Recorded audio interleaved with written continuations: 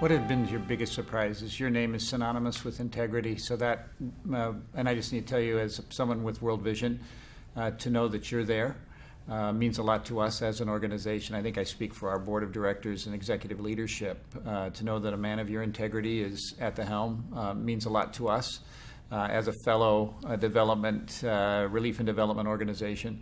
What are some of the challenges that, or discoveries, maybe would be a better word, that you've discovered in your first months there?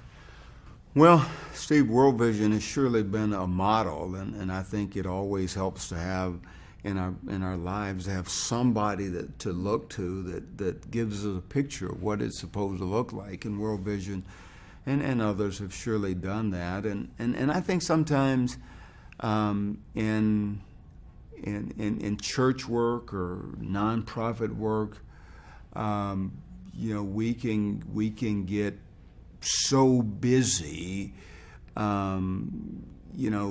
doing good that we forget about the blocking and tackling and the integrity of the organization, and we tend to think that, when one raises questions about certain things, we say, but we fed 100 kids yesterday.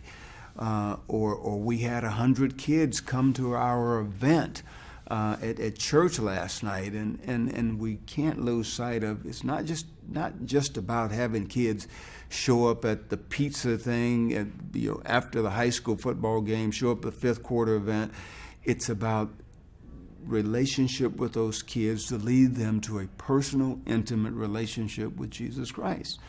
And so sometimes we can get so caught up on feeding kids that we forget that there is a greater mission. I think that there's, and I've talked to our management team, I've talked to our employees, I have town meetings at Feed the Children, and I've said to them, if we're feeding a kid at 3 and we're feeding that kid at that same person at 23, we're doing something wrong. We're missing it. And so I believe that it should be a transformational piece in what we're doing. And when we fought the welfare reform battle in 1995-96, my first year in Congress, one of my colleagues said to me when I was on the floor debating that, he said, there's no compassion in what you guys are doing.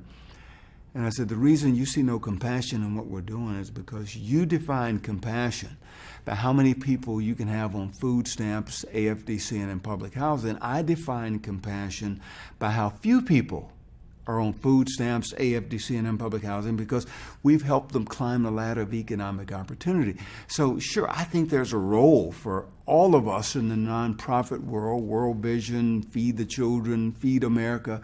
There's a role for us to do what we do, but where does that lead?